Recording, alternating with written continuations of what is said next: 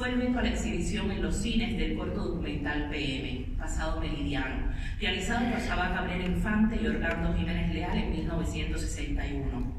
Fue dicha prohibición y la polémica que despertó en diferentes círculos intelectuales del país lo que dio paso al célebre discurso de Fidel Castro conocido como Palabras a los intelectuales y a la archiconocida frase: dentro de la revolución todo, contra la revolución nada. Con esa lapidaria sentencia quedaba clausurada la confrontación entre el poder político y los agentes del campo de la cultura sobre las condiciones de la creación y la función de ésta dentro del nuevo sistema social. Se establecía además la absoluta marcación del régimen respecto a la vida del pueblo, entendido este como cuerpo total o masa colectiva, en detrimento del reconocimiento de la pluralidad y la diferencia de las múltiples subjetividades de los hombres y mujeres que le conforman y cuya realidad queda definida por el Estado, garante en definitiva de los límites de esa realidad. El Estado entonces se convierte por decreto propio en el elemento central de la experiencia nacional. Regula y administra toda existencia y condición de posibilidad, prescribe el deber ser del sujeto revolucionario y determina los contornos de la imaginación social. Deseamos comentar el contenido de las imágenes sobre las que se ejerce la operación punitiva. Tomemos para ello el informe de la Comisión de Estudios y Clasificación de Películas del Instituto Cubano de Arte e Industrias Cinematográficos, que censuró el filme. Dicha comisión, y cito, reunida en sesión ordinaria, acordó, después de estudiar la citada película, prohibir su exhibición por ofrecer una pintura parcial de la vida nocturna habanera, que empobrece, desfigura y desvirtúa la actitud que mantiene el pueblo cubano contra los ataques arteros de la contrarrevolución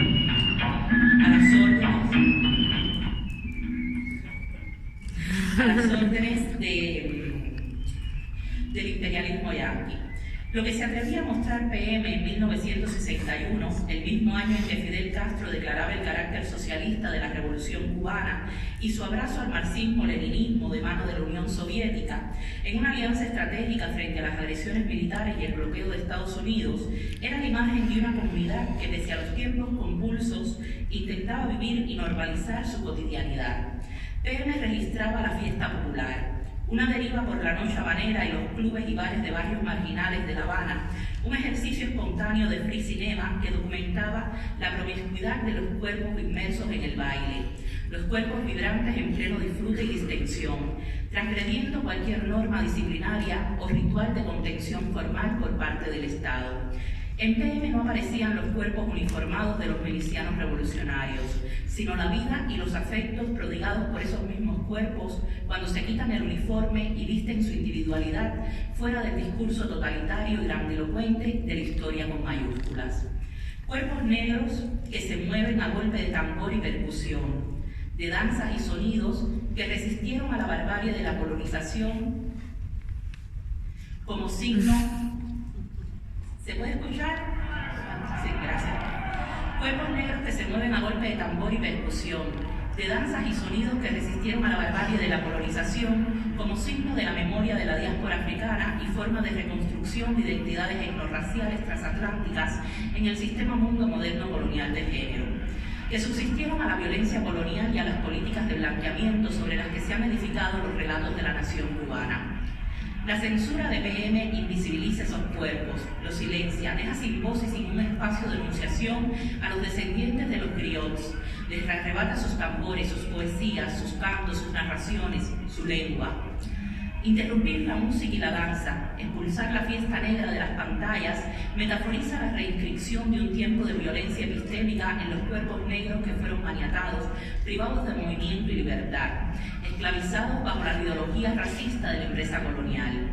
Si entonces el cuerpo negro fue un instrumento a doblegar en tanto fuerza de producción esclava, en el año 1961 se convertía en una presencia que debía encajar en la idea de igualdad del nuevo sistema social, un sujeto a adoctrinar y a moldar a los códigos ejemplarizantes de un hombre nuevo, integrado políticamente e ideológicamente centrado, militante comunista, heterosexual, laico. Desterrar de la pantalla esos cuerpos equivalía a una operación de ocultamiento de diferencias raciales y de clase persistentes durante siglos, mediante la que el emergente gobierno revolucionario trataba de extirpar artificialmente el racismo incubado en los imaginarios populares y las como si el simple borrado de una imagen transformara con su ausencia la realidad social. El vídeo Cuatro Cubanos fue realizado en 1997 por Carlos Garaycoa. El artista define esta obra como una entrevista en silencio, un testimonio sobre los horrores y el tabú del tema de la guerra. Esta pieza, una de las primeras en las que el autor emplea el medio videográfico, se mantiene pegada a una estética fotográfica a través de lo que Garaycoa construye el retrato documental de Ariel, Moracén, El Zurdo y Bárbaro, 4 jóvenes pertenecientes a su generación que habían sido enviados a Angola a combatir.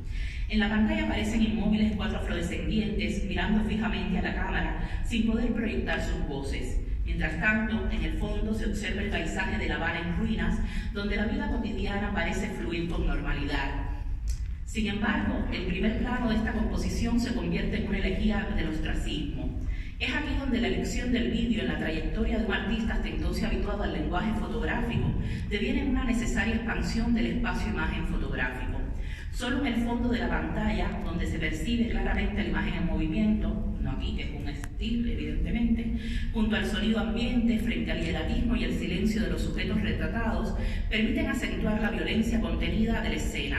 La relación con la memoria se potencia entonces en el tiempo congelado en que se hallan las figuras en primer plano. La imposibilidad de hablar, la clausura del discurso oral, la pérdida de la voz no es resultado de los límites del medio audiovisual, sino de la pujanza del carácter solemne y de la ontología misma de la fotografía como medio vinculante con las políticas de la memoria y los usos sociales del género documental, que indefectiblemente intervienen aquí en la semiótica de la imagen némica. Y cito: el cuerpo del soldado, rígido y erguido, respiraba con fermidad y disciplina y personificaba el modelo de masculinidad tradicional difundido por las estructuras militares. Los cuerpos de los soldados que regresan de la guerra desgarrados, fragmentados, constituyen una paradoja. Esos hombres que han sobrevivido a la experiencia que había de reafirmar su masculinidad regresan menguados, castrados, rotos, inútiles. El cuerpo del veterano que regresa de la guerra herido o mutilado no tiene carácter referencial. La no referencialidad de ese cuerpo se convierte en operativa durante la posguerra, puesto que es entonces cuando dicho cuerpo adquiere sentido y se convierte en objeto de estrategias discursivas cuyo ámbito referencial ya no se limita al campo de la batalla, sino que se amplía a todo el contexto sociopolítico en el que nace dicho discurso sobre la guerra. Fin de la cita. No debemos olvidar que la Revolución Cubana es un proceso que triunfa a través de la vía armada y que la arquitectura del régimen se ha construido sobre un signo posicional de carácter bélico y militarizado. Hablamos de un sistema de gobernanza estrictamente masculinizado y basado en valores y estereotipos de masculinidad que definen el lenguaje disciplinario y totalitario del Estado sobre sus ciudadanos. A esto hay que sumarle, y es un inciso que quiero hacer, el hecho de que obliterar esas voces y la memoria de la guerra, de los muchos años que Cuba pasó en las guerras en África, sobre todo en Angola, en las batallas como Cuito Guanabara, equivale también a silenciar cómo entra al hilo de las intervenciones de hoy el VIH a Cuba y cómo entran los primeros enfermos de SIDA en Cuba, que eran precisamente los combatientes que regresaban de las guerras en Angola. Con lo cual se está obliterando no solamente al cuerpo de esos soldados que fueron obligados a ir a una guerra, sino que también las consecuencias de esas guerras que van más allá del propio trauma en sí, del cuerpo mutilado, etcétera, sino también la entrada de una pandemia en la propia isla. Habana Solo es un filme experimental rodado en 16 milímetros por el fotógrafo Juan Carlos Alón en el año 2000. Se reinscribe la deriva de PM por la geografía social de la ciudad y sus territorios más precarizados. Alón diagrama un contrapunto entre imagen y sonido que invoca esas músicas y energías que no han podido ser clausuradas por la agonía de un contexto socioeconómico maltrecho y la desidia del tiempo sobre la arquitectura de las ruinas de la capital. La película se estructura en una consecución de solos de destacados músicos cubanos, mientras la cámara se mueve al ritmo de la banda sonora, recorriendo las calles de La Habana para mostrar la vida que discurre en ellas. No es baladí que el filme concluya con la danza silenciosa de un joven negro que desde la azotea de un edificio y con la banda como telón de fondo, ejecuta pasos de bailes de la música popular, que ha quedado en suspenso. La ausencia del sonido en este final del corto, donde una vez más la fiesta colectiva es ahogada, es sustituida por la performance en soledad del cuerpo masculino negro, totalmente vestido de blanco, como los guillabó, los sacerdotes iniciados de la regla de Ocha o santería. Quizás esta escena pletórica de resiliencia traduzca el repliegue de prácticas, rituales y formas de convivencia comunitaria que han tenido que permanecer constreñidas en el espacio privado, expulsadas de la esfera pública en un estado donde las religiones afrocubanas y otros elementos constitutivos de la memoria de la diáspora africana entraban en contradicción con la ideología marxista-leninista del Partido Comunista Cubano y con el rictus grave que se demandaba de esa entidad abstracta denominada pueblo.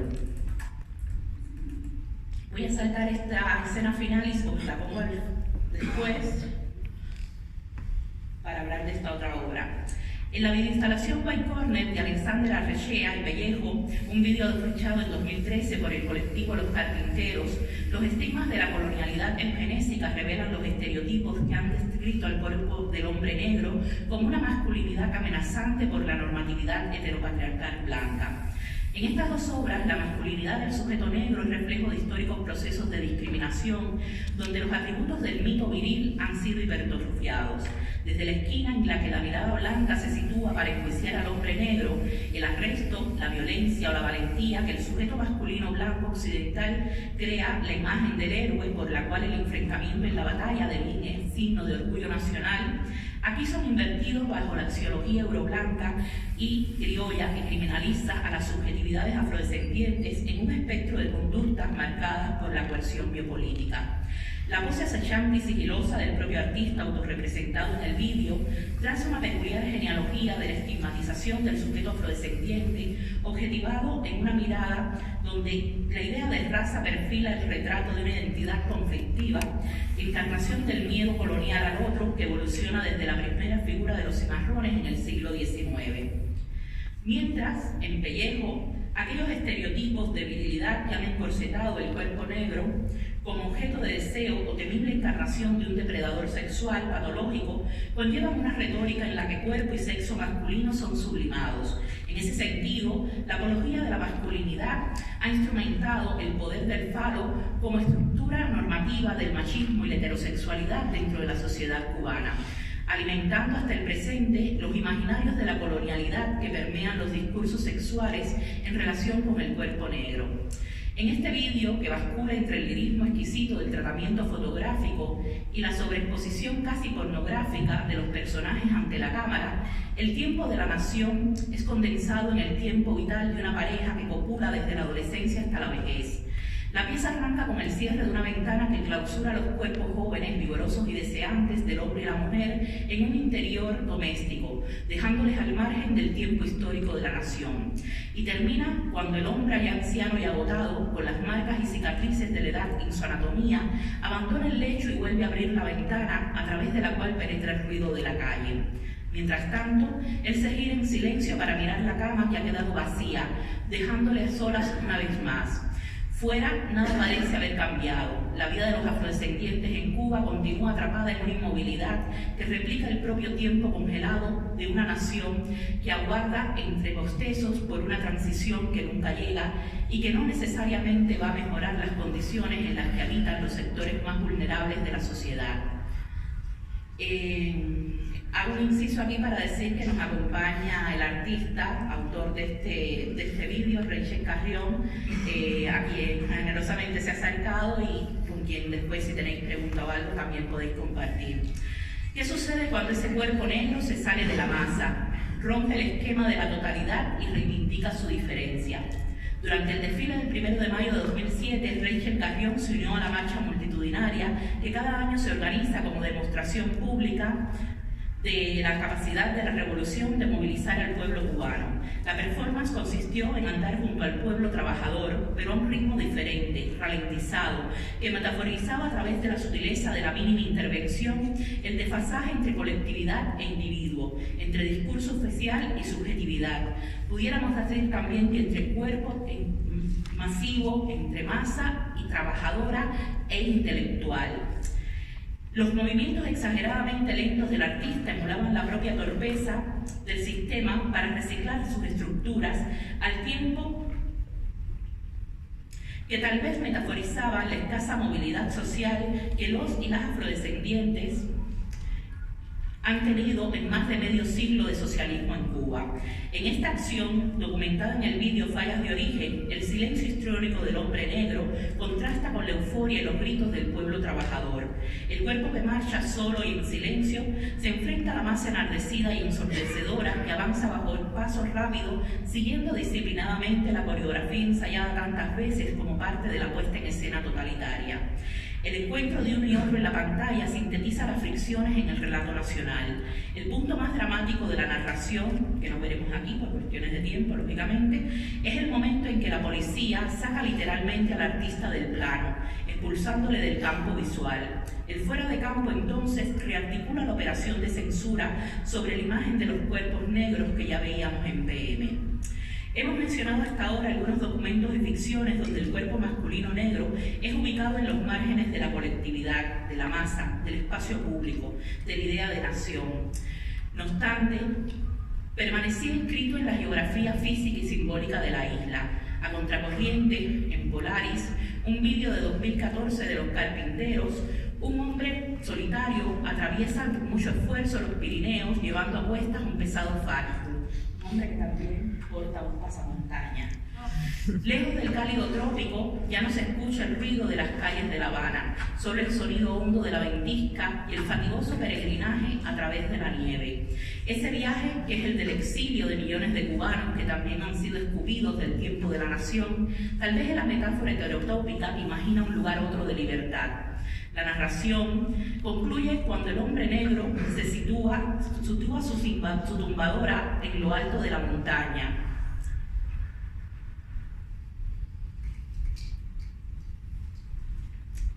Dominando todo el paisaje, y del instrumento vuelve a brotar el repiqueteo de la percusión, que es la voz de la memoria, de la resistencia del criol, el grito del negro cuando la agencia afrodescendiente encarna su voz. El cuerpo negro se convierte en estas obras en territorio de análisis crítico. En estos vídeos, el sujeto masculino negro ha sido privado de una vida en comunidad, aislado en la intimidad del espacio privado. Su interpelación a la cámara refleja el procedimiento de exclusión. El silencio a través del cual los rostros de estos hombres dominan desde la pantalla describe el mecanismo de obliteración por el que sus voces han sido secuestradas en el relato totalitario de la nación. Si en PM la censura, en tanto operación de silenciamiento, priva a los cuerpos afrodescendientes de la celebración y la festividad inscritas en la genealogía de formas de resistencia que emergieron desde el espacio de la plantación colonial como mecanismo de restitución colectiva de la memoria de la diáspora africana, en estos vídeos recientes la performatividad del cuerpo masculino negro que mira retadoramente a la cámara y convoca la atención de los espectadores a través del silencio se transforma en denuncia de los regímenes de discursividad hegemónicos mantenidos por el Estado, donde el racismo ha permanecido de lado tras la utopía de una pretendida igualdad racial.